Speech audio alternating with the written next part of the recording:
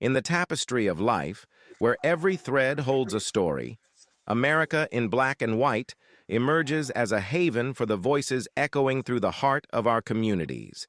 In this podcast, we wade through the rivers of our collective experiences, celebrating the vibrant hues of change brought forth by the whispers of hope and the roars of action. It's more than just a conversation. It's a journey into the heart of our society, illuminated by the light of those daring to dream and do. Join us, and let your voice be the melody that guides us toward a dawn where every color finds its place in the masterpiece of our shared destiny. Together, let's paint a future brimming with the positives that dwell in our minds and the actions that shape our.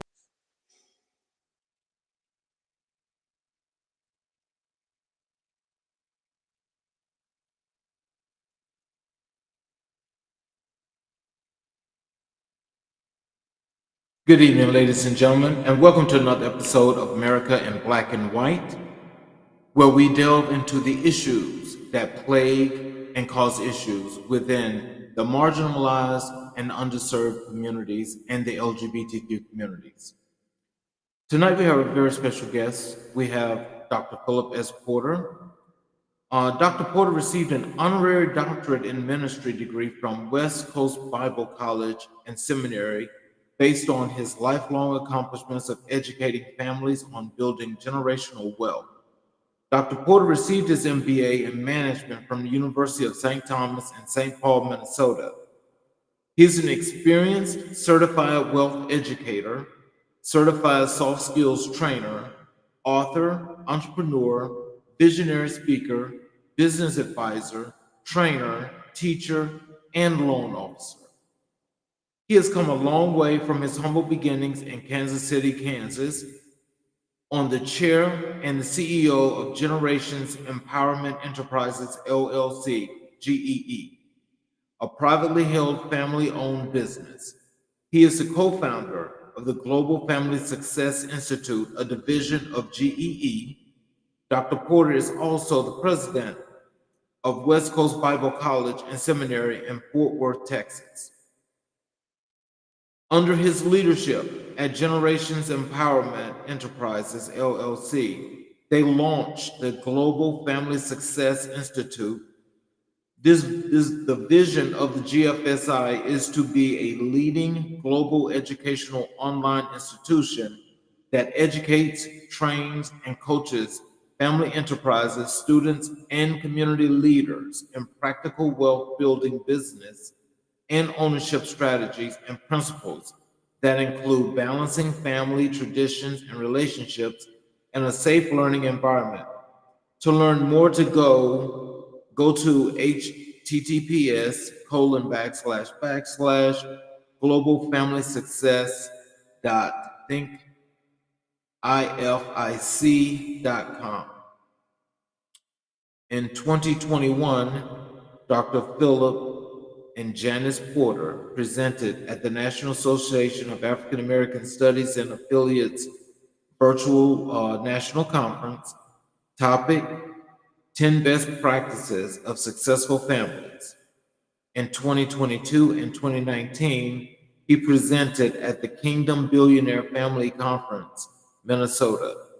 For several years, he hosted the podcast Conversation with Visionaries. Dr. Porter is the co-author of the books The Power in a Vision-Driven Family, The Power in a Vision-Driven Family Workbook, Journeys to I Do, and for additional books currently being sold on Amazon and Kindle. Book information, go to amazon.com/author/Phillip Porter. In April of 2023, he was selected to be president of West Coast Bible College and Seminary. Dr. Porter believes in promoting academic excellence, student success, and community engagement. His strategic leadership and vision for the college includes the development and implementation of long-term plans, policies, partnerships, and special initiatives. Phillip brings over 13 years of experience as a trainer, business advisor, and loan officer with the Neighborhood Development Center, a nonprofit organization in St. Paul, Minnesota. He has successfully advised and trained over 250 businesses representing many industries. Phillip was the Gillette Company was Phillip was a quality manager, director for Diamond Products Company, and assistant quality manager with the Gillette Company. He is the former chair of the executive board of directors and chair of the finance ministry at Greater Friendship Missionary Baptist Church in Minneapolis, Minnesota. He is a former board member of the Dakota County Regional Chamber of Commerce. Phillip grew up in Kansas City and attended South Carolina State University in Orangeburg, South Carolina. He held property and casualty insurance, life, health insurance, and real estate limited brokers licenses. Phillip has been married to his wife Janice for 40 years. They are the proud parents of 4 children, 2 grandsons, and 1 granddaughter. He loves to cruise the Caribbean. Ladies and gentlemen, it seems like Dr. Porter is having some issues logging in.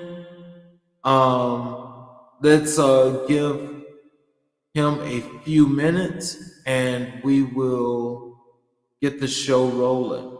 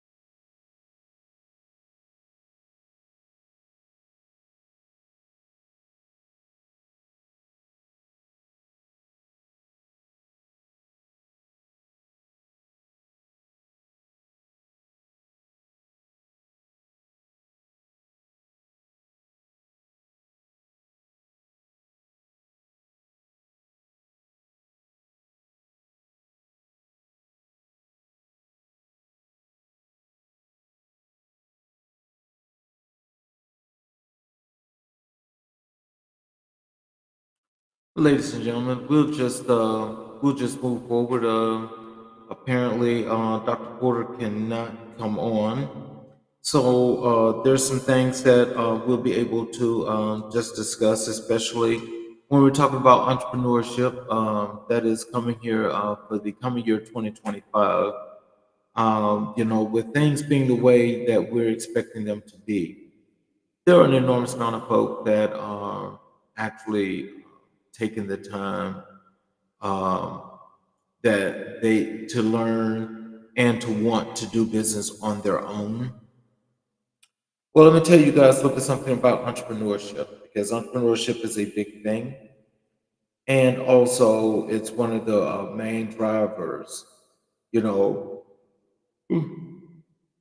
as to the economy. And so when you have small businesses normally drive a lot of income for this country, especially from the tax perspective. So I'll tell you what that means. When you're an entrepreneur and you're trying to go into entrepreneurship, I'm going to take it back to the basics. And what that means basically is that as you guys are deciding you have this idea and you're ready to craft this business that you feel like is something that's going to do not just benefit you or but do some justice, for the community in which is in, for the city, local, county, state governments that you're in. Yeah, but what that means is when you have the individuals that do work for you, you're doing an enormous amount of things that's going to add a lot of value. So, first of all, Donna, it sounds like, let's see, um, Dr. Porter was able to log in. Hold on one second, please. Dr. Porter? Yes, sir. I'm here. Okay, I don't see you. Oh, okay. Let's see here.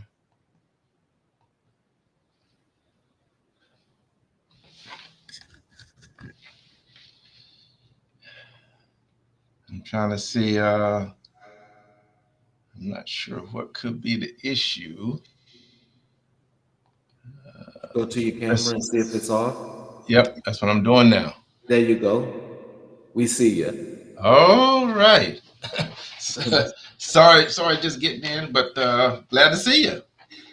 Yes, sir. It's great to see you as well.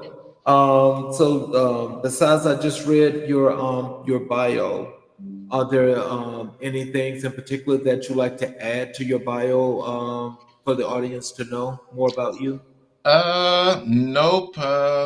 What's on the bio is pretty much what you get, so that works for me. Thank you. Yes, sir. Well, let's just hop right on into the show. Okay. Tell our audience what inspired you to become an entrepreneur and how did you get started in your journey? That's a great question. Well, my entrepreneur journey all began with a question people had asked me and my wife for many years, and we decided to say, well, let's write a book. And the question that they had always asked is, how did you get your family to come together and start a business? And you fast forward about 10 or 15 years and you got 20 people, excuse me, you got 25 members of your family financially invested. Mhm. And so with that question, we decided to write our book called The Power in a Vision Driven Family. And it began when we wrote that book. We've always given a copy of our book to our pastor and first lady. Mhm. So we gave a copy to our pastor and first lady. That turned in, he wanted us to do a workshop regarding establishing a family vision. Mhm. So we did a workshop. It was actually a 6-week workshop that took place every Wednesday evening at our church. Mhm. That workshop that one workshop, basically by word of mouth, turned into us doing workshops all over the country. Oh, wow. so so it wasn't like I exactly planned it all. So that Mhm. workshop turned into that. COVID hits, the workshop turned into webinars, Mhm. and then the webinars turned into online classes, and that ended up turning into the Global Family Success Institute, which is our online platform for our online classes regarding building wealth. So that's how entrepreneurship journey really began. Wow. So with that being like a domino effect, did you guys think that when you first started doing the very first webinar or class that you guys did you think, or what were you thinking at that time of expanding it to how it's got to be now? No, not at the beginning. We just wrote the book, basically for informational sake, for people that we know that ask us. So we thought might be a good way to make some money, write a book, right? Get some royalties. And but we didn't expect it to become a workshops or anything like that. We hadn't planned for it. We wasn't prepared for it or anything. But after we did the first couple, then we said there might actually be something to this, right? Because people's actually paying for us to come in because we're Mhm. talking about how do you bring families together Right. and actually making that happen, and you can stay together, still have family reunions, and you're not falling out. And actually, how do you actually do this and actually make money, and so forth? But to your point, we didn't start out. We didn't start out thinking it was going to be the way it is today. Oh, wow. Can you share some of the biggest challenges you faced as a new entrepreneur and how you overcame them?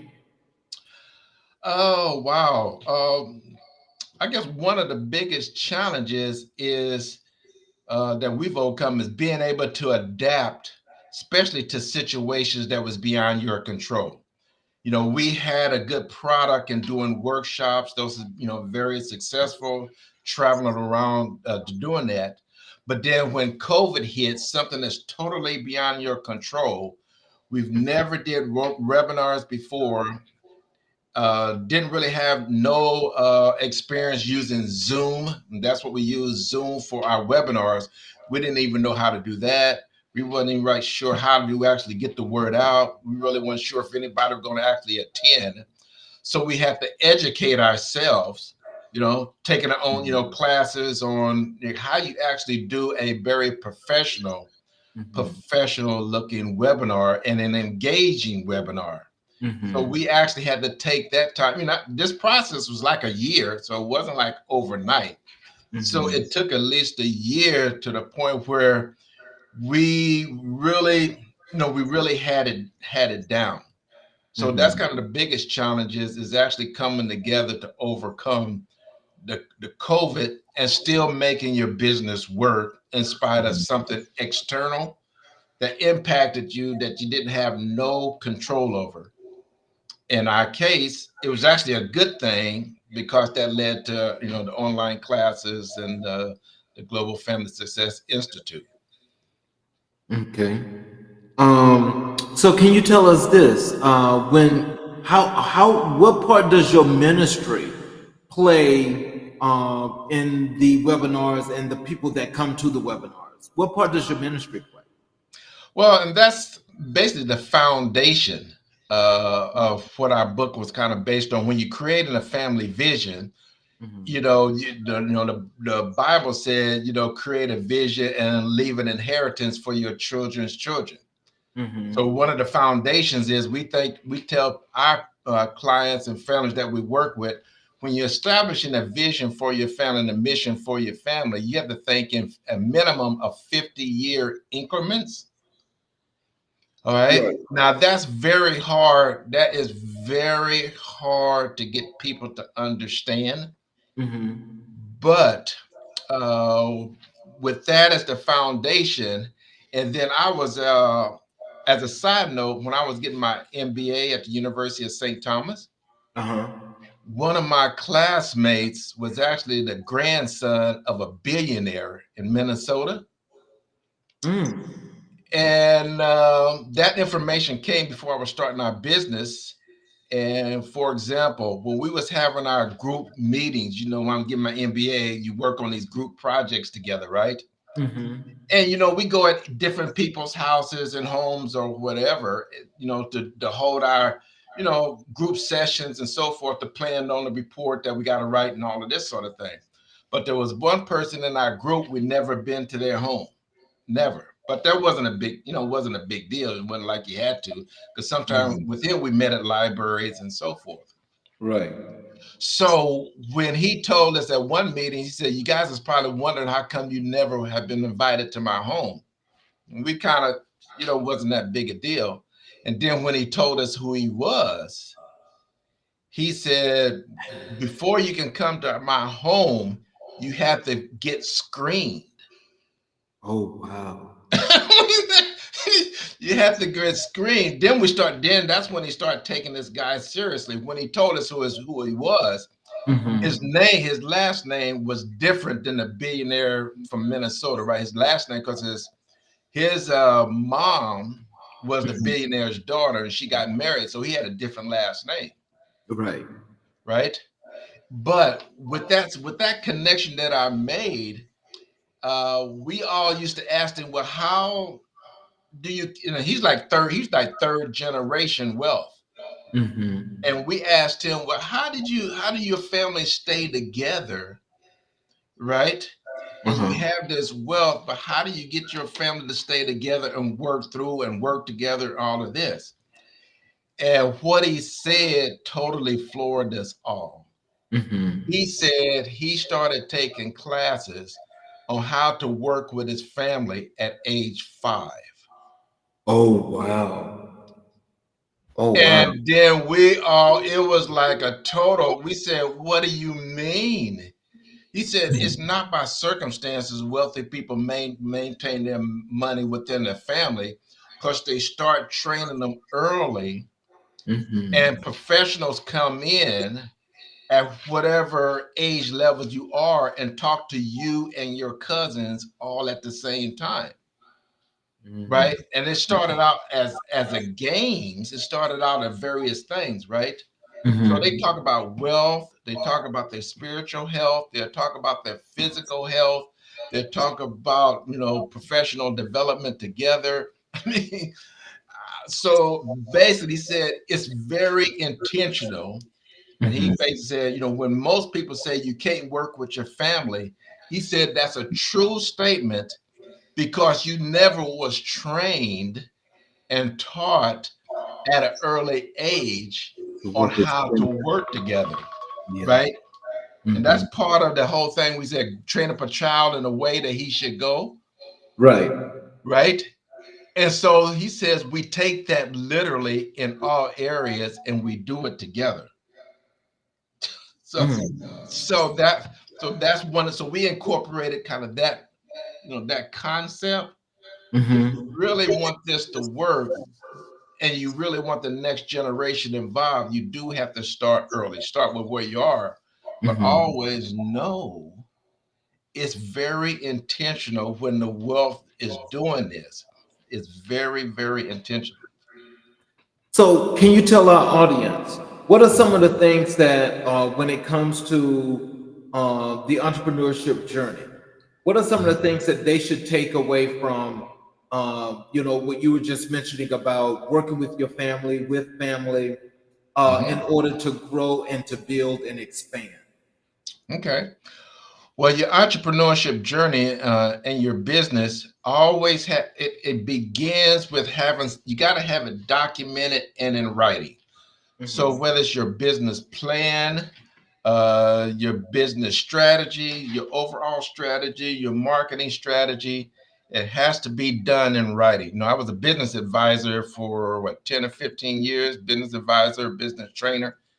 So we tell people that's where it all begins. Even in our family, it's all written down.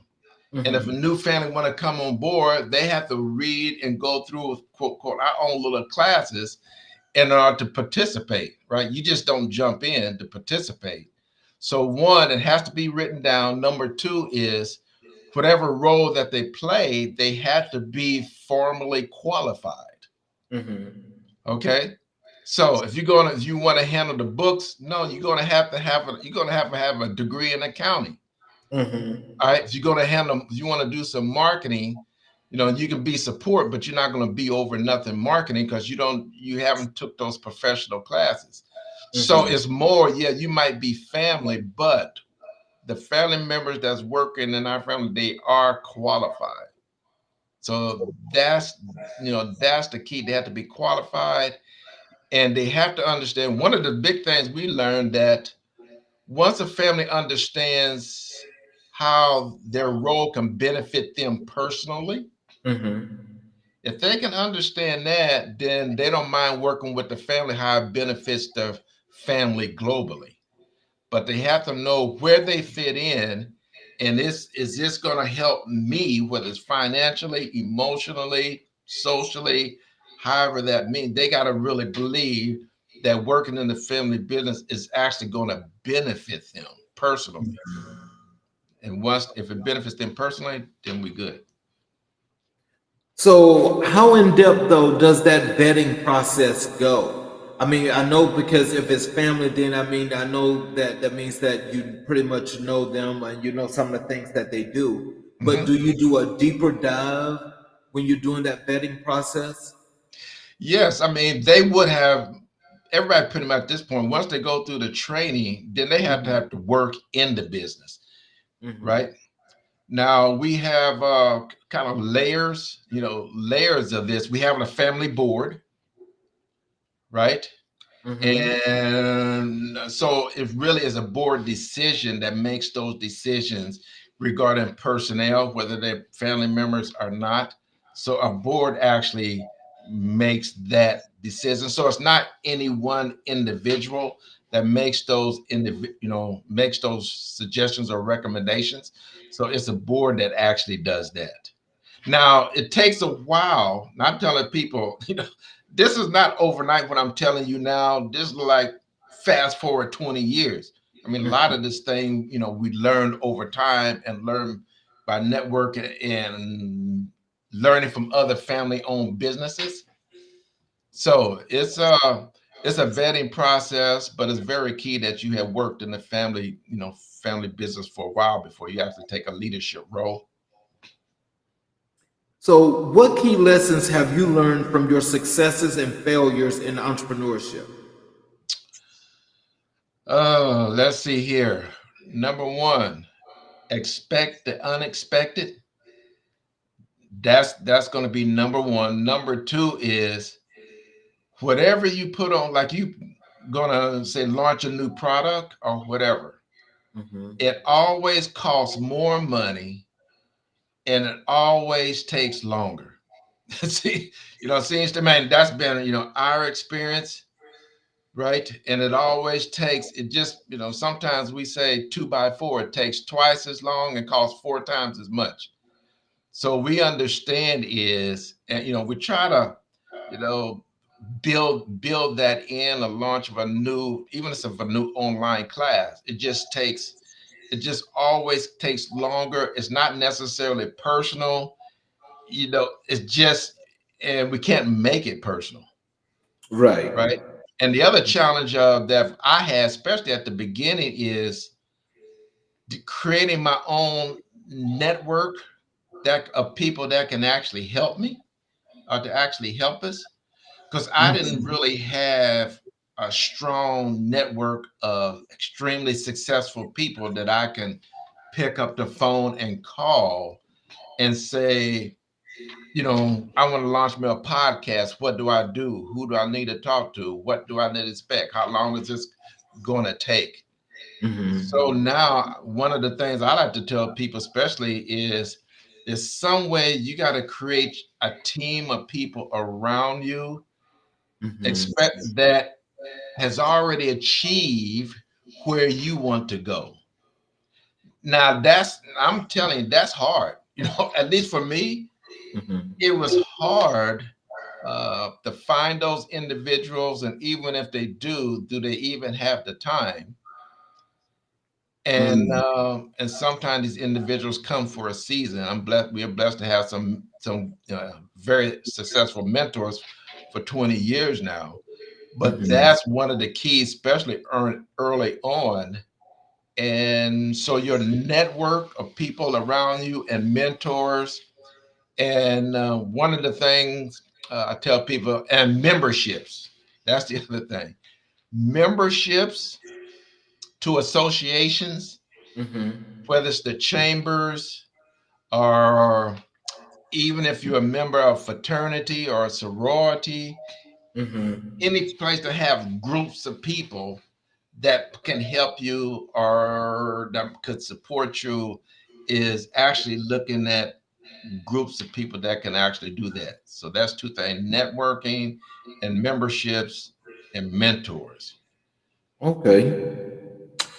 How do you identify new business opportunities in your industry? That's a good question. Uh, well, there's a couple of different ways.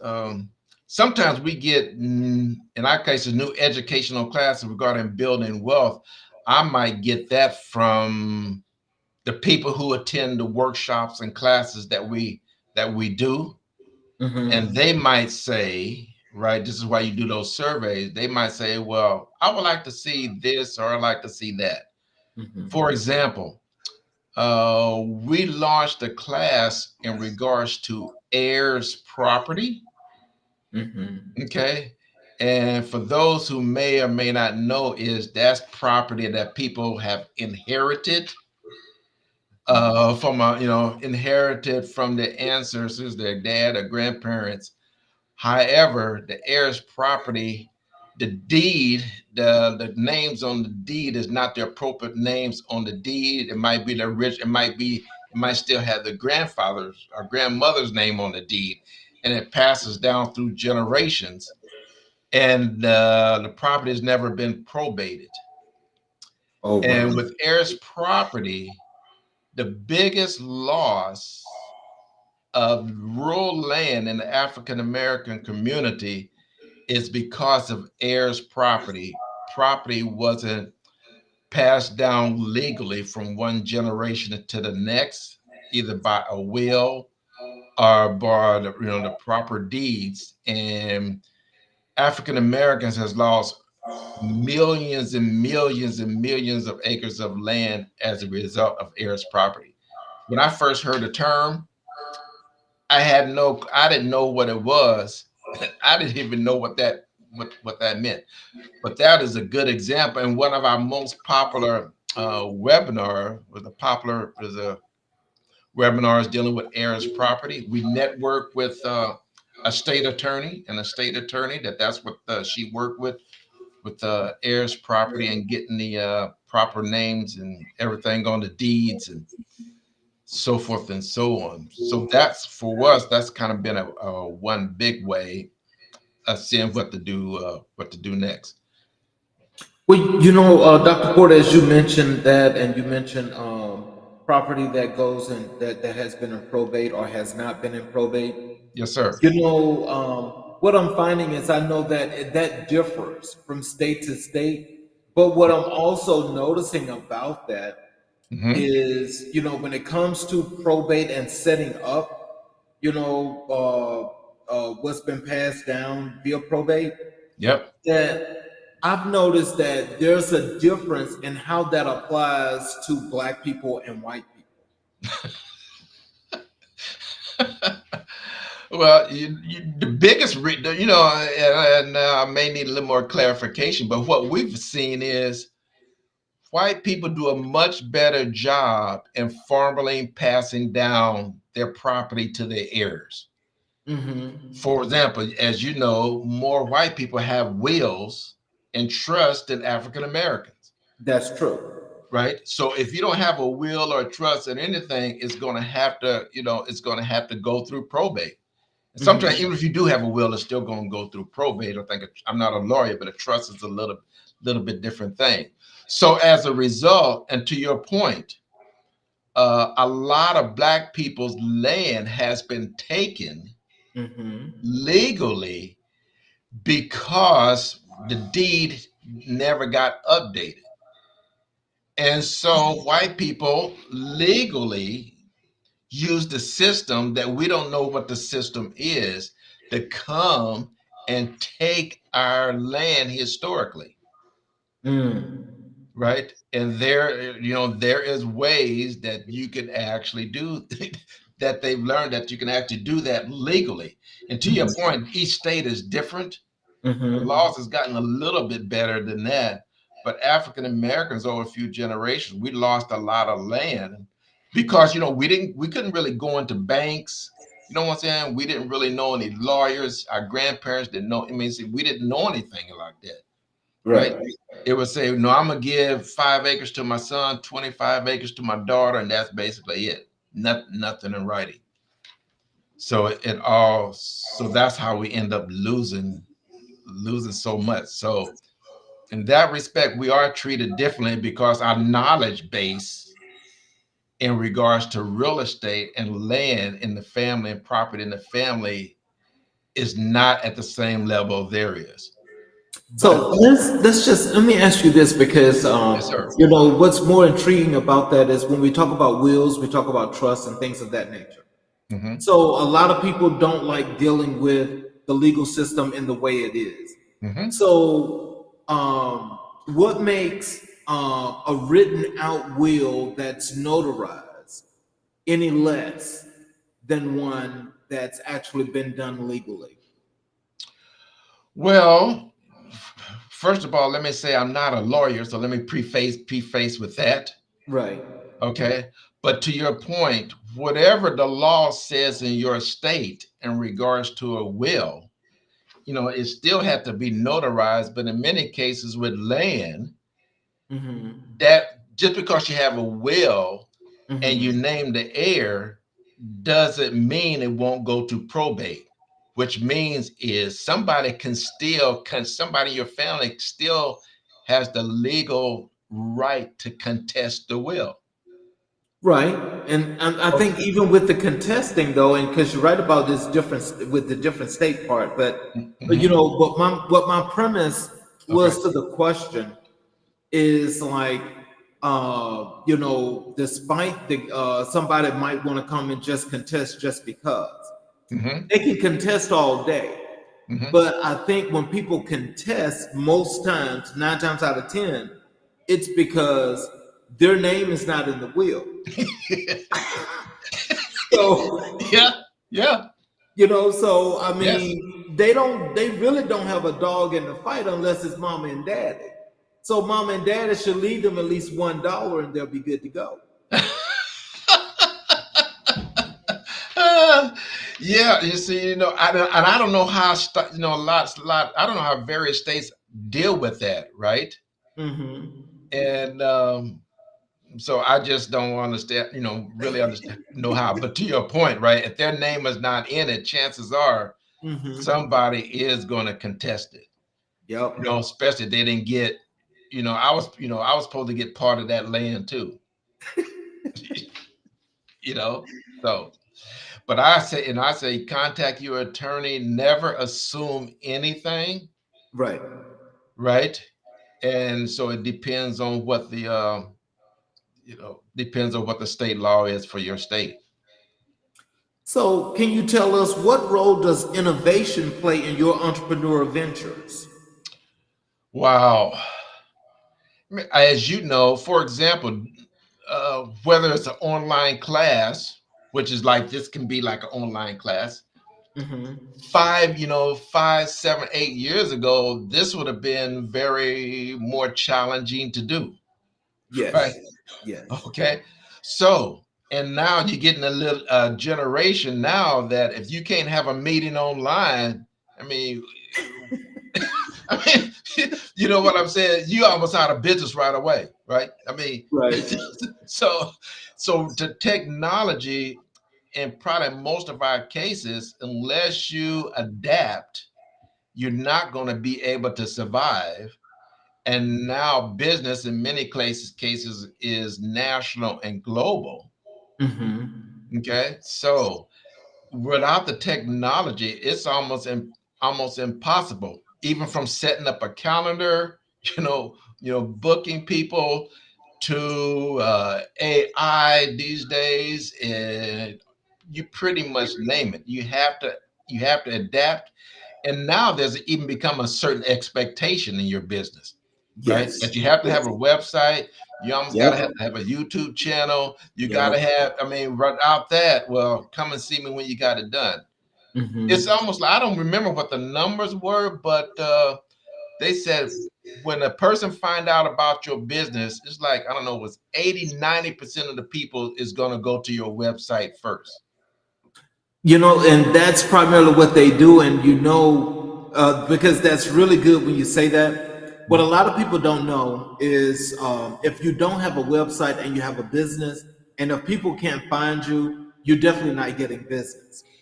But if you have a website Hmm. and that website is easy, maneuverable, Yes. but it's got everything that you do, and you've got the little things that catch the eye, Yep. which is why you want to have that great, great website, That's then that is how you get your customers and your clients. yes, sir. Yes, And sir. that's even what I've learned because I'm a veteran. Okay. And so that's even in doing business with the federal government. If you don't have a Mm. website and you don't have a capability statement, they're not going to do business with you. That's right. That's right. In many cases, depending on your work, you got to have a LinkedIn page because Yep. people want to know, well, exactly who is Philip Porter, right? And Hmm. it's got to be substantial, right? Because people making decisions because they don't know you, and that's one of the objective way that people find out. Well, who is Philip Porter? What is his background? What is his Hmm. expertise in? Right. So to your point, the website, the LinkedIn pages, all of these things dealing with technology, they Hmm. are a must. And the Hmm. younger the generation you're targeting, the more of a must that it is. My nephew says, my generation, they won't get out of the bed. They won't get out of the bed until they check their social media. Yep. Right? And I said, they won't get up. No, Uncle Phil, they don't even get out of the bed. They gonna check their first social media before they get out of the bed. That's their source. That's their source. So if you want to, like, right? So if you want to, if you're trying to market to them, you don't really have a choice, right? You Hmm. just don't. And then you use that social media to collaborate, Yes, you're right? exactly right. Like you bringing me on, you find different ways to collaborate and build each other's businesses through the collaborations and partnerships and that sort of thing. That is so that is so critical, right? And all Yes. business partner, they do partnerships and you name it, right? Hmm. Reese's, I'm gonna combine my chocolate with your peanut butter, and we'll come up with a new, with a new product. Hmm. Joint collaborations and joint ideas that they're doing it all the time, every day, right? Yup. So you got to do that. You have to. So, can you tell us how do you maintain resilience in the face of setbacks in your business? Woo wee. Let's see. My biggest the way I do that, and the way we've kind of taught each other, at least on our board, is once again we have our mentors and somebody that we can go talk to be a sounding board. Because to your point, it does. No matter how long you've been around, you're always trying to elevate your business, right? Yep. You're always trying to move it forward. And sometimes you need that third party to come in and say, no, you're on the right track, you're not on the right track. And emotionally, in a lot of cases, emotionally, that's a good thing, right? Hmm. That's somebody that I can pick up the phone and say, this is what's going on. This is the brick wall that I'm running into. right? Mm-hmm. And they may say, well, do this to climb over it. They may say, well, that's a brick wall. Turn around and go through a different door. Right? you know, because sometimes we are our own worst enemy because we so, Yes. as you know, we so involved, we Mm-hmm. can't really see, we really can't see the whole forest because we in the trees, so to Mm-hmm. speak. So sometimes that different insight, that different viewpoint of what we're talking about can be critical. And I tell people there's resources out there like Mm-hmm. score.org. These are retired people that help businesses work, help their businesses get started or launch. I've used Score quite a bit, small business administration. So there are places that many people can go and get free. And I tell people sometimes free is good if you Mm-hmm. getting if you're getting good free consulting help. That But being depends upon able the to, quality. what's that? That depends upon the quality. That's what I'm saying. Depending on the quality and the professionalism and knowledge of the consultant or your mentor. And you may have, and I tell people there's not a limit on the number of mentors that you can have, right? Mm-hmm. Because Right. generally one mentor can not going to be able to tell you, can tell you everything. One mentor may be good in technology, right? Mm-hmm. One going to be good in finance. One Mm-hmm. may be good in strategies, or building social media, Right. right? So it's okay. And the mentor is not, as you know, not based on age. Right. Because some of it's social media. Your mentor might be 20 years younger than you. Exactly. And that I had to learn that. My kids taught me that. My kids are grown, but in some Mm-hmm. things, I had to go through them because they're mentoring me in their area, Mm-hmm. right? But Right. but that's okay. Not based on age is like your point, right? It's based Mm-hmm. on their knowledge, it's based on the wisdom that they have, it's based on maybe the successes that they have that can help you. So don't I tell people don't limit that mentor because sometimes the mentor don't come in the form and look the way you think they should. Okay. So yeah. So, what advice would you give to aspiring entrepreneurs looking to start their own business? Uh Here's the advice that I give them all. And I've taught business classes, a number of business classes for many years, especially Mm-hmm. entrepreneurship class or business planning classes. And Mm-hmm. here's what I tell them. This class is designed to do two things if you're first getting started. Mm-hmm. This class should give you the answer to, should I start my business or should I not start my business? Right? Mm-hmm. Because if you go through the process itself may tell you, no, I shouldn't start this business, right? And no is Mm-hmm. not a bad thing. Because Right. I've had enough of them that said, oh, I didn't know all of this tax stuff, all of this Mm-hmm. IRS stuff, all of this Mm-hmm. compliance stuff. All that I Mm-hmm. want to do is just start, making food instead of start a restaurant. Right. On second thought, maybe I just really don't I really don't want to do this. And thank you, Lord, that you guys educate me because I didn't know what I didn't know. Right. So I tell new ones, plan it, even if you have to get some help to plan it and out, because it's going to tell you yes to start it, or it may tell you no not to start it. Right. And if it says yes, now you know the risk Mm-hmm. and the legal requirements, because as you know, it just always, when you don't know certain aspects of the business, you might be a good chef, but if you're not a good business person, Mm-hmm. you're going to still go down, Yep. right? So Yes. yeah. Yeah. So, let's transition over to your training experience. Hmm. Can you tell us what motivated you to become a trainer and what do you find most rewarding about this role? Ah, Well, let's see. When I was in corporate America, one of the jobs that I had, I was a quality director. So I did a lot of training from a corporate point of view. So it started there, but my really enthusiasm and passion came when I became a business trainer. Mm-hmm. And I can tell people when you've been in it long enough to see the people that you train Mm-hmm.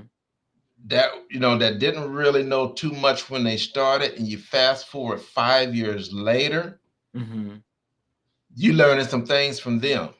Exactly. You know what I'm saying? I'm telling people there is nothing like the feeling when you've helped somebody, Mm-hmm. which means now they're financially, able and can take care of their family and their children. So what you did actually helped or impacted a few generations. Mm-hmm. Okay. So that for me is the most rewarding. The other thing is to seeing people's faces when they get a light bulb moment, which means they learn something that they didn't know before. And you Mm-hmm. can see the light in their eyes say, oh, you know, oh, I did not know that. You know what I'm saying? I mean that precious. I don't care if it's now they know what an income statement and a balance sheet is. They Mm-hmm. didn't know it before, and they kind of said, "Oh, that's what that means." Right? I mean, Yes, so sir. when you actually see that, you can't put you can't put a value on it. As a trainer, you can't put a value on that. Mm-hmm. It's priceless. So now I see because my wife was a teacher. And I Mm-hmm. never really could understand, man, who wants to be a teacher? I never see myself as being a teacher, Mm-hmm. but I see what she's saying when you get the light bulb moments when kids or adults say, they got it. It's really making a difference. It's big. It's Yes, it big. is. Yeah. And I advise people if you haven't trained or haven't had the opportunity to do that or to give back, Mm-hmm. if you can, you really should, right? It can be life changing even for you.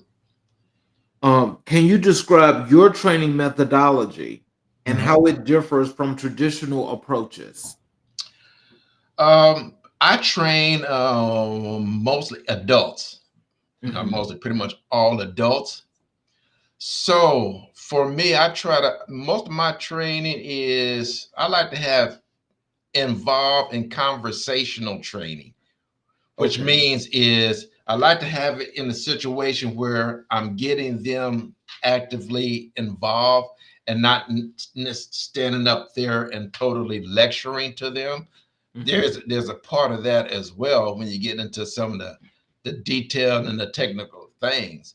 But Mm-hmm. I actually want to hear from them to ensure that they're receiving it. So I like it to be very engaging, right? And if I'm talking 100% of the time, I'm Mm-hmm. doing a bad job. Okay. So you Okay, like more of that interaction. that's correct. It has to be interactive because I Mm-hmm. learned now that the more interactive they get that the class is, they think now they believe you're a great teacher because they had a chance to talk, Right. right? And you won't ever. I don't like to use the term they're wrong. I won't say no, you're wrong. So there's terms I won't use. Okay. Okay, I try to guide. I just usually guide them into the correct direction or use a story Mm-hmm. that will bring the light bulb moment on to them, Mm-hmm. right? Because you always want to keep them engaged. I don't want them to ever feel that just because I don't have a college education, right? I don't want to ask this guy this question because he gonna think I'm dumb. Okay, they've gotten enough of that. So I really, you know. And then the other thing is, in a group of people, I Mm-hmm. work to get everybody involved. Because Mm-hmm. generally, as you know, in some classes, you always gonna have some people. They gonna try to some student. They just gonna try to be the biggest talkers, and try to say the most in the class, I try where I possibly can is try to spread that out. Mhm. So the two or three or four people is not dominating the conversation.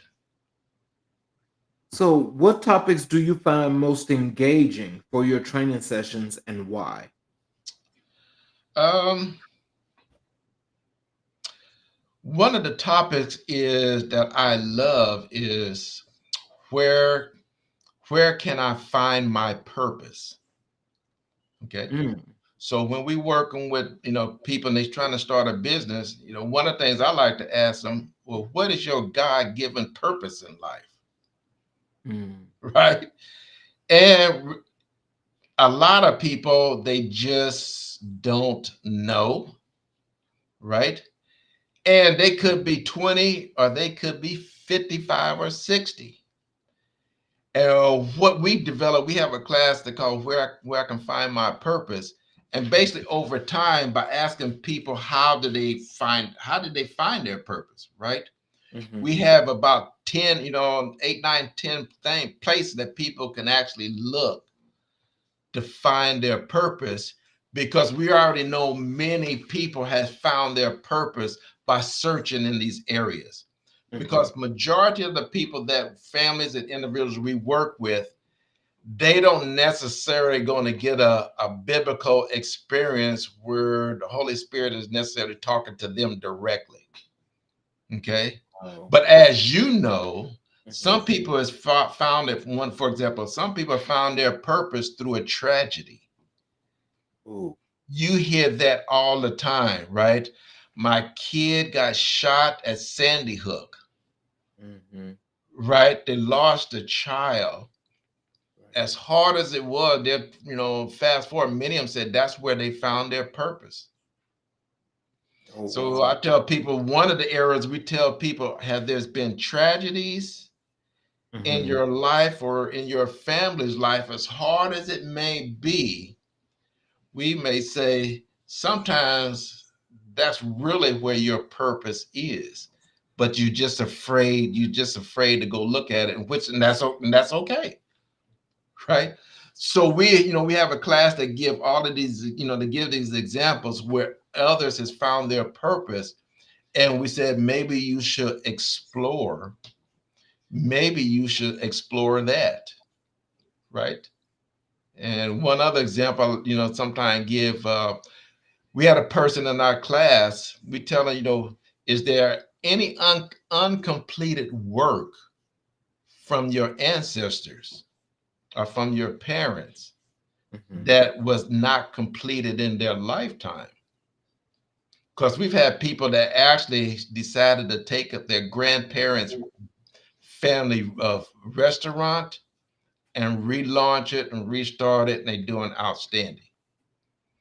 And they said, God, we never even thought of that. You know, they maybe worked there as a kid, but they never even thought it because now their grandparents and is passed on. So I really like that, because now we give people some places to actually look and search. It's not an overnight thing or anything like that. It still might take them years to find out what their life's purpose is. But now we at least try to give them some directions or some places to look. Well, tell us this. How do you measure the effectiveness of your training programs?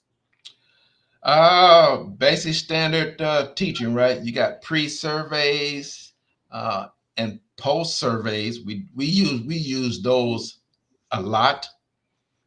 And if it's a webinar, obviously, we record those, so we get a lot of feedback and that type of communication. But that pre-survey, uh, so we learn what they didn't know before they came into class, and obviously the post-survey, we actually tell them, tell us what they learned when the classes was done, and then depending on the class, we find out what did they actually implement, Mhm. so we can actually see, okay, this many people implemented this strategy, Right.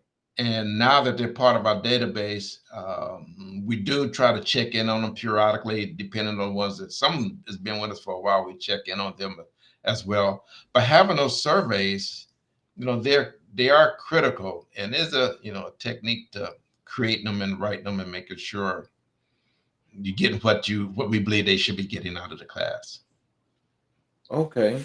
So, just with that, I mean, like, do you do, based on your surveys and from all the workshops that you do you have, do you try to retain any of those clients? Yes, depending on what it, yeah, because we do have, like if someone's trying to start a family business, those we would reclaim, we try to maintain them as individuals. So they may do the class, and they may then after that become mentoring or consulting clients for us after the class. For those, so we give them that opportunity if they Mhm. wanted to do that, and there's different levels of that as well. So those who want to pursue it on further, depending on what the topic is, yes, for sure. So, what challenges do you face when training individuals from diverse backgrounds? Um, there are some cultural, we learned there are some cultural differences Mhm. in uh, in some cultures, and even the way you communicate with individuals. And for example, like in our class, if we use a lot of examples, and depending on the makeup with the class, we make sure we try to use an example that's maybe a different cultures, right? Because some cultures may not understand, that example totally based on another individual's culture. Okay, so the cultural differences, yes, there are differences. Age is a big one Mhm. when you're doing with training, and how you train and communicate. Generally that's different with somebody that's 50 or 60 than Mhm. somebody that's 30. Mhm. So you got cultural differences, you got age age differences. Like even in a workshop, we have breakout sessions. Uh-huh. We try to keep ages together. That For makes sense. example, we say if you're 30 to 40, over here, if you're 40 to 50, be over here. Because what we don't want that 55-year-old dominating that person that's 30, Right. uh, and so forth. So to your point, all of those dynamics I've had to learn because I didn't necessarily. Mhm. My wife being an educator, a principal, and all of that, she understood a lot of that to be early beginning more so than I did. Mhm. But the cultural differences was it even in the business world when I was doing training, it Mhm. was very different, especially first generation. Like if they're first generation Americans, um, that's going to be different than somebody who's been here for generations, especially the way some countries do business and the way United States do business could be differently, Mhm. as you know. Right. And so those dynamics can be very, very different, right? Mm. So to your point, knowing that is very. I can tell you one time. This was actually kind of fun, actually kind of funny. But I was co-teaching one of our classes, and one of the other trainers, he actually worked with the IRS. Oh Lord. Oh. And we've had a few people, they was from different cultures, because in their culture, they can pretty much start a business and just, kind of run with it from what we Right. understand. Right. And when one person said, "Well, I've been running my business for a while. Are you saying I was supposed to pay taxes?" My partner, he dropped his books and ran out of the room. Oh wow. It was that serious, right? Because I found out later. He said, "Phillip, as an IRS agent, you're always on duty 24 hours a day. And if certain statements come up, you are, quote, technically to investigate it or to report it in. Mm-hmm. So one of the things that we told our students is, first we told him who he was, but he actually explained that too. But we said most of your questions, do it like in a scenario, right? Say for Mm-hmm. instance, I know this business owner, and say for instance they've been in business 5 years and they haven't paid their taxes and they haven't formally, officially formed their business. Mm-hmm. So we kind of had to tell them to do it like that, right? So it's so that's kind of been so periodically you get some unexpected opportunities, and with families, here's Mm-hmm. here's one that we had. The next generation in this one family was trying to get more involved in the family business, Mm-hmm. but the leaders of the family business, they did not have the education, but they helped the next generation get the education, Mm-hmm. but they didn't want to listen to the next generation because they didn't want their kids or grandkids to think they was dumb. Oh, wow. So that kept the next generation out of the business. And it was pretty emotional because obviously the kids would never think that. They so ecstatic that their family, that they have an opportunity to help their parents and grandparents in the business. So there's sometimes some generational gaps there in Mm-hmm. knowledge, in self-esteem, emotional trauma. So Mm-hmm. there's sometimes a lot of dynamics going on. Can you share a success story from one of your training sessions that had a significant impact on participants? Oh. Well, I'm kind of thinking about, when I'm doing business training, we usually get a lot of restaurants. Mm-hmm. And sometimes new people that start a restaurant, they don't want to share everything in the class about their restaurant and what they want to do. I agree with that. Okay. But towards the end of the class, most of the people who was talking about start a restaurant decided not to start one because Oh, they wow. figured because they learned how hard it was. And then they said we was now they understood why it was more important for them to share what their thought, what their strategy, and all of that was for their restaurant so they can learn, Right. because they learned that the chances of somebody taking your idea Mm-hmm. and actually making it work, Mm-hmm. for them to actually make a full-time living, is very slim, and they're going to need a lot more than what you may have told them about your idea in the business. Okay. So, with that said, toward the end of the class, they start sharing more because they start knowing, okay, the chances of me doing it harder, let alone else somebody taking my idea about a hamburger shop or a coffee shop and making it work, because they finally realized starting to run a business is extremely difficult. Very. It's extremely difficult, and usually the ones we see on TV is the one that's 20 years. The overnight success stories is rarely, as you know, rarely overnight. Now, this question here, which is, I think, it's a great lead in. How do you keep your training content relevant and up to date with industry trends? Ooh, man, that um, there's some associations that, which is good. That's why I'm saying one of the things, it's good to be a part of various associations of various things, in order to stay up on what's on top of the latest and the greatest. But now, at the age that I am now, I rely starting to rely more and more on the generation coming after us. Mm-hmm. because they got the newest training, they got the newest this, the newest that.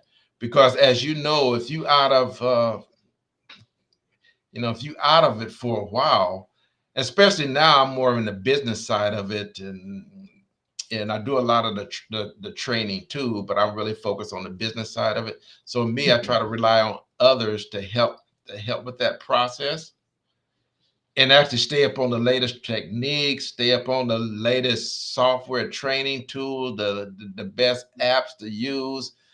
I mean, things happen so fast.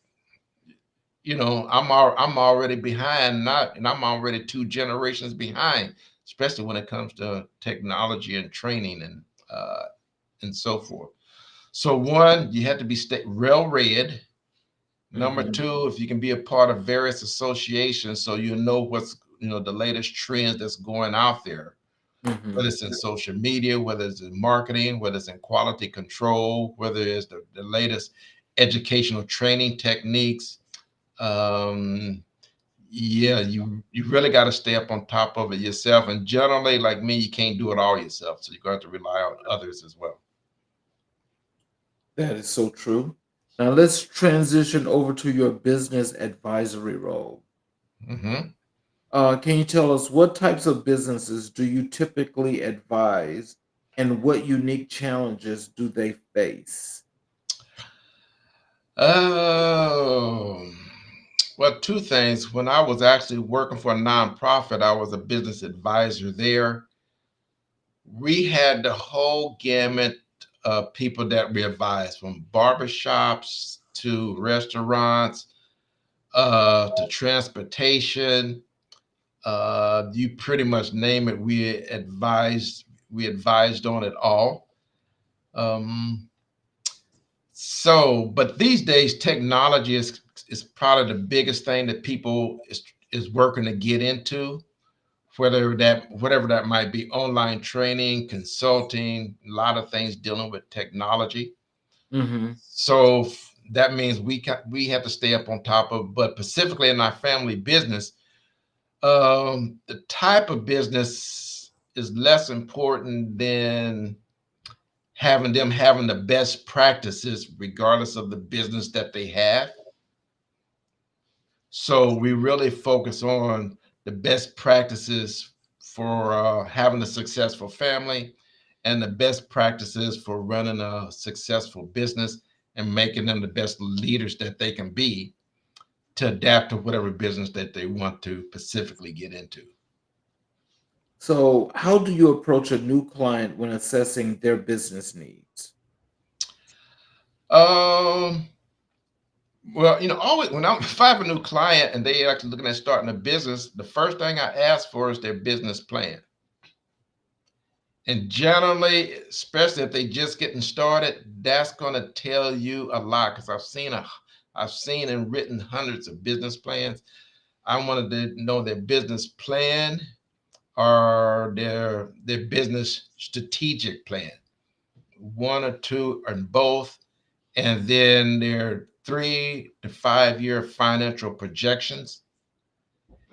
If they can show me that at the very beginning, that tells me a lot, because very few people take the time, because that takes a lot of time to create these type of things. So Mm-hmm. that's what I usually ask for first, is their business plan and their family strategic plan. And then I want to see their family vision. What is their vision statement for their family and their mission statement for their family? So those are the things, especially if it's a family vision, family business, Mm-hmm. those are the things that I'm looking for. And I'm looking to see how their written family vision and mission statement, how that ties into their business vision and mission statement. And then, as business plan, that's pretty comprehensive. A Yes, person it is. taking It's time to go through it, that's going to tell you a lot. yes, it's very in depth, and that executive summary pretty much sums it up. That's right. That's right. And as you know, right, if a person don't have that, that means you totally You totally starting from scratch because now they don't know what they don't know. Yeah. So, What are the most common mistakes you see entrepreneurs make, and how do you help them avoid these pitfalls? I would say the biggest one that we see is lack of planning is number one because they don't have a business plan and don't see the need to have a business plan. So part of that is some of that is getting them to understand how important those that is. So lack of planning is the biggest one. Number two is, are they qualified to do the business that they want to do? Right? Do they have the experience? One, do they have the certifications? Two, do they have the expertise to actually do what they want to do, what they're talking about doing? And number three, their network. What kind of network do they have that would help support them in doing their and actually launching their business? Okay. Now, one of the things that I've learned from various cultures, and especially I've had some clients, like especially they from some countries from Africa, Uh-huh. and I also had some clients that were Hmong. And if Mm. they needed money, that's the other thing, excuse me, financing is a big thing too, or the lack of money. And some of these cultures, they go to their elders to get the financing. They don't have to go to a bank or anything like that.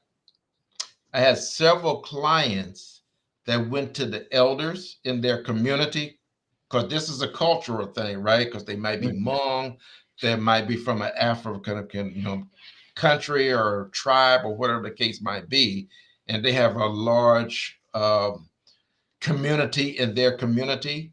See, they can actually go through their elders to actually get the funding. Now, they still got to have a business plan because we Uh-huh. help them do that. They still got to have all these other things, but that barrier that sometimes that they're going to get by going to a bank or some other institution, they can go to their elders to get it. Where African Americans, at least to my knowledge, there's not necessarily quote African American nation of elders, Right. right? Like you can go to the Native American, tribal nation. You might can go there and do that. So so there's some so that to your point, there's some cultural barriers even as African Americans that we've have. I mean, there's Mhm. organizations out there, but I kind of noticed that because that stood out because I never was aware that that sort of thing existed. Mhm. Some of them got some nice businesses because they got their money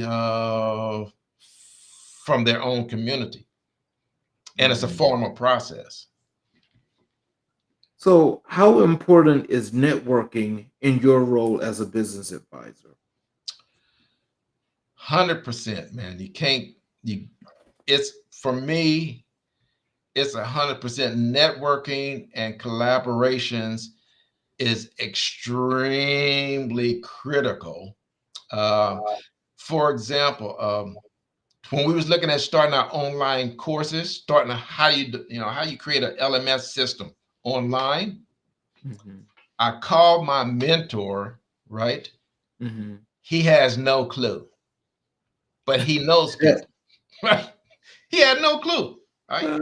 Now he know people. His Right. people do. So he makes a call, Right. right? And that call landed us to a very successful person who got a very large online educational platform. So that's why I tell people that mentor, that networking. So Mhm. we went because of his referral onto this other guy. This other Right. guy just helped us because of the referral, Right. right? We didn't have to pay him thousands of dollars. If you just went to him straight up, one, you probably wouldn't get to this guy. Not probably you wouldn't. You're going to get to his people first. And if you do, you're going to pay. Right. Okay.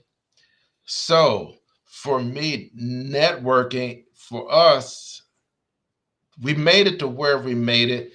because of networking and establishing those relationships. And so when we need help with something or whatever the case might be, I do have numbers I can pick up. I don't know who's going to help me, but I share it with them all, and and we'll see what happens. But for us, it saved a lot of time, a lot of energy, a lot of money. Because I'll be the first one to tell you, I don't know it all, so I have to call others who can actually help. Oh no, that's a good idea. You know, Um, can you tell us what strategies do you recommend for startups to secure funding and growth? oh, one of my past lives, I was a business loan officer, Okay. so did a lot of lending. Mm-hmm. Um, to what we talked about earlier, they gotta have that business plan. Mm-hmm. They gotta have those financial projections, and they gotta know their financial projections is based on industry analysis. And I don't want to get into too deep, but see, if you're looking at starting a restaurant, we already know based on your numbers whether it's going to work or not, because we already know what percentages need to go to operating costs. We already know what percentages need to go to food costs. We already know what percentages need to go to marketing. We already, loan officers and underwriters, they already know all of this. So if you bring in a plan, a business plan with the financials, and those numbers, quote, quote, are not lining up with what the industry standards say, then you wonder why you don't get the loan. But the problem is most people don't know that this type of thing exists. Okay. But you're not expecting them to loan. And it's not like most of them got an MBA in accounting or anything like that, or been a loan Mm-hmm. officer, or even most people don't even know a loan officer. Right. Right. So, as you know, if they're trying to get lending, that paperwork. So even if you have to take some classes or get a mentor, that's in the financial, talk to somebody at church, anybody, I'm looking at start a business. Does anybody, is a CPA in here? Is anybody here? You don't want to say, sometimes if you stand up and ask for help, you just got to understand it's okay to ask for help. You're not, nobody really knows it all. But the funding portion of it, your paperwork, as you know, without that plan and without those financials, and they just Mm-hmm. can't be just any numbers you feel, well, I feel like this is the sales I can make.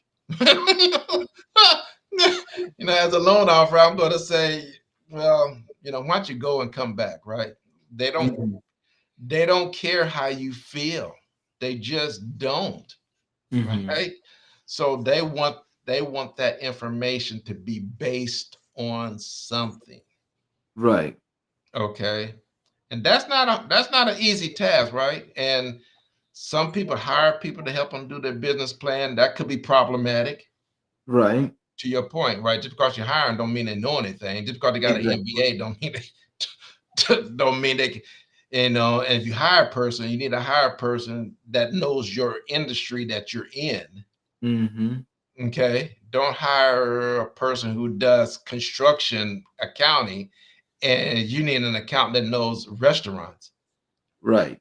You But I think what some people are doing, when it comes to their business plans, hmm is they don't know how to do projections, but hmm what they do is they go and they find something that gives them some sense as to what a number should look like instead hmm of the number that they need for themselves.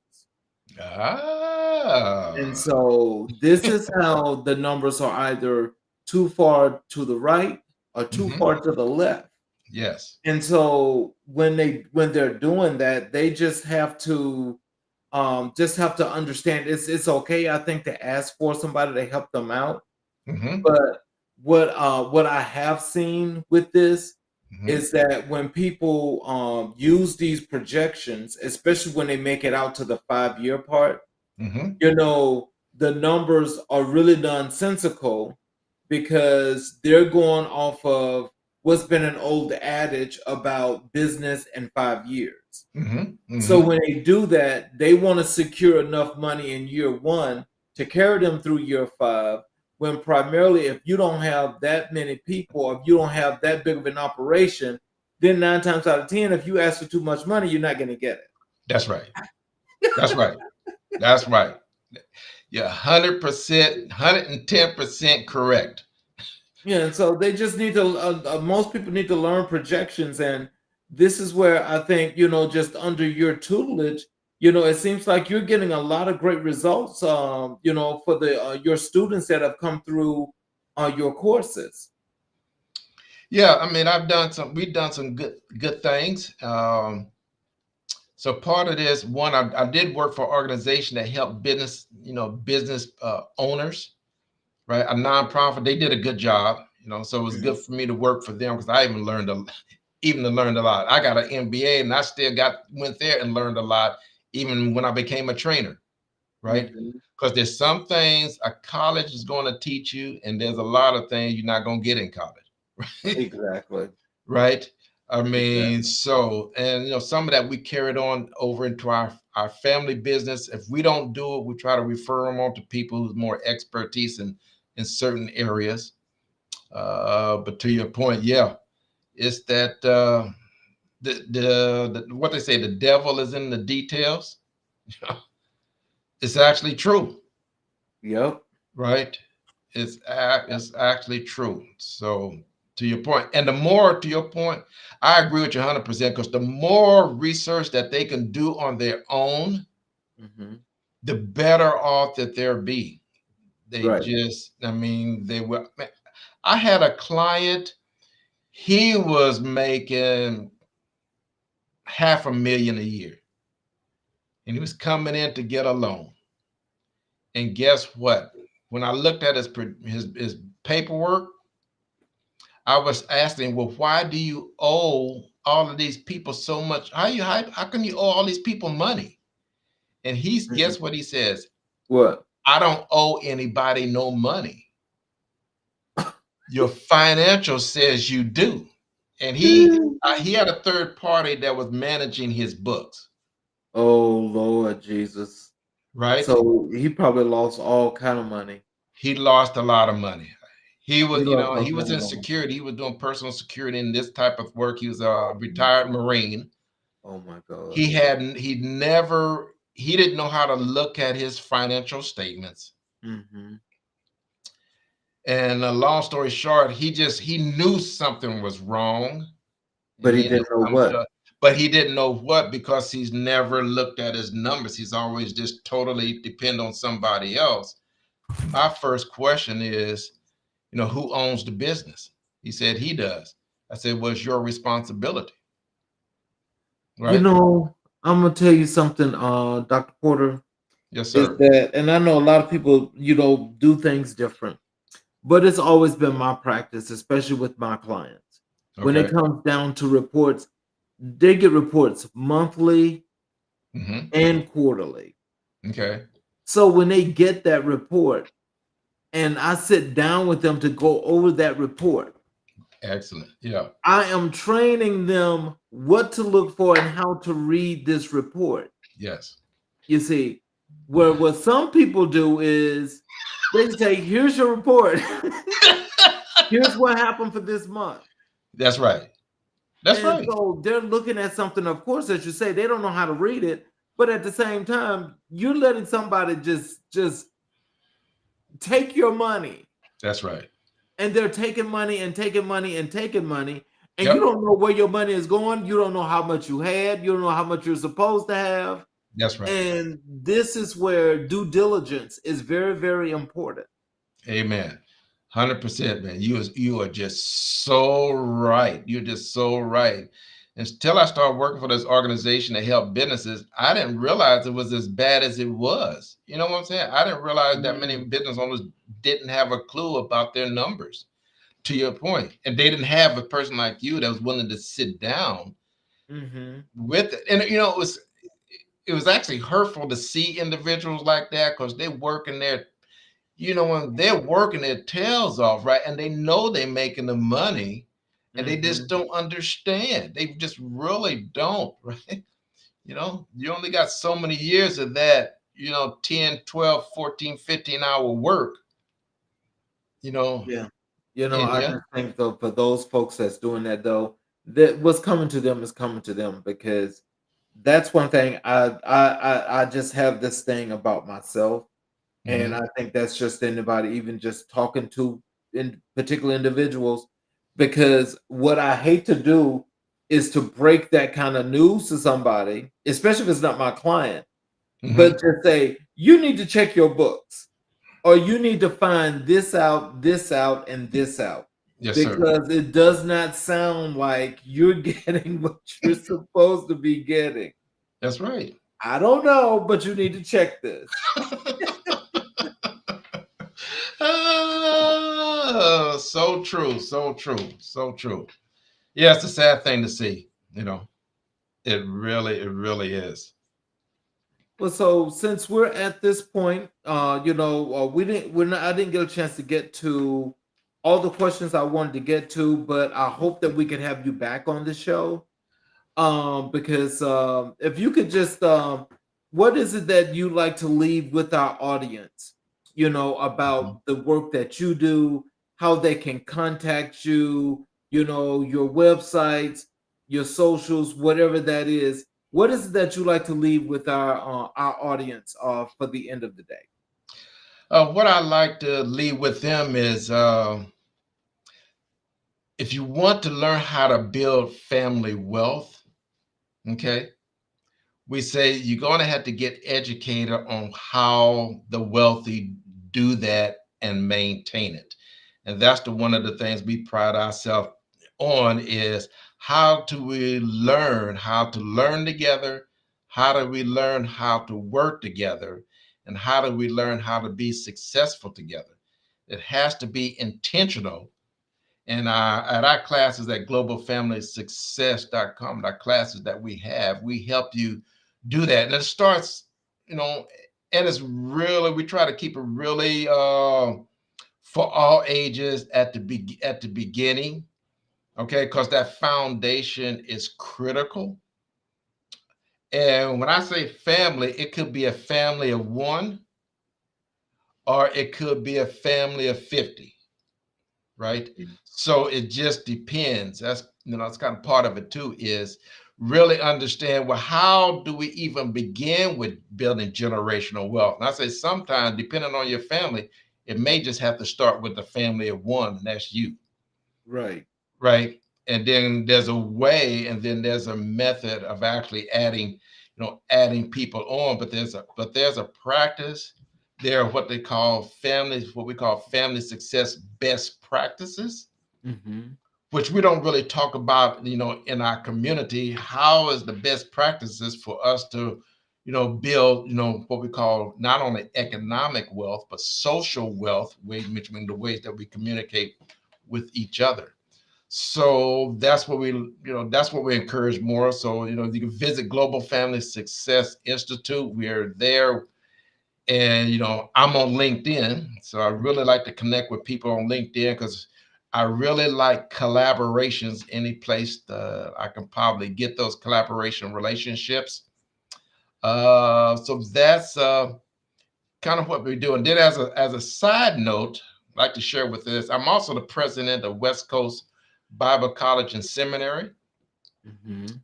And one of the things that we're doing is we do have a program here that we have an honorary doctorate degree program Mm-hmm. for to give, to award an honorary doctorate degree to those individuals based on their life service.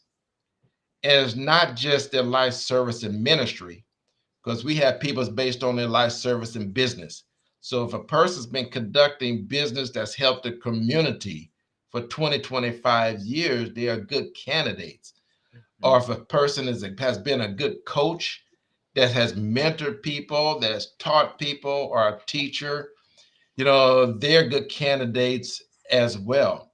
Because what we would like to say is ministry is just not just the pastor. It could be in all areas. It's in all areas of one's life.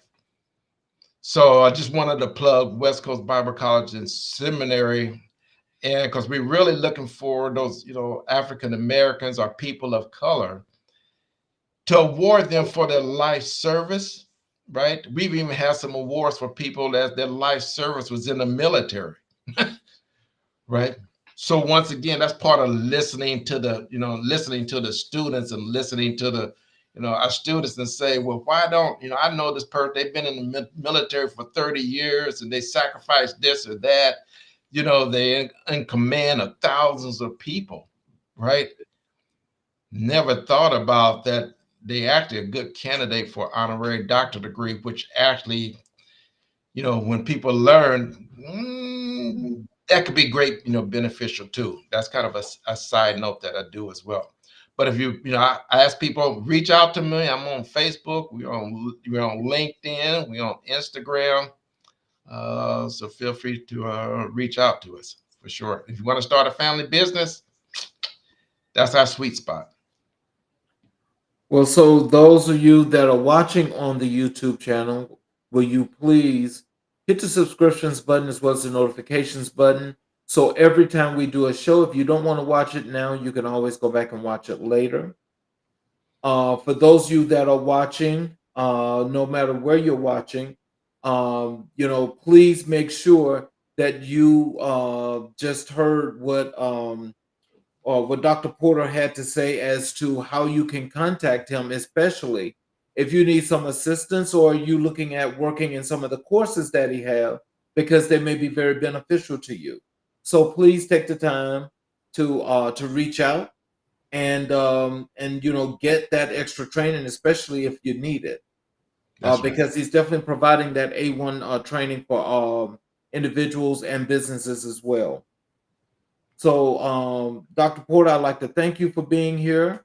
Again, I'd like to extend the opportunity for you to come back because I really appreciate not only the work that you do, but the information that you gave to our audience tonight was really, really fruitful. Well, thank you very much. It was an honor for me to be here. And I'm just excited and just happy to have the opportunity to be on your podcast channel. So thank you very much. And yes, I would be happy to come back. Any way we can help our community, I'm in. Thank you so very kindly. And for all of you that was watching, I want to thank you again. Please join us tomorrow night again at 6 p.m. Eastern Standard Time for another great show. And we will see you all tomorrow. Have a good evening, everyone.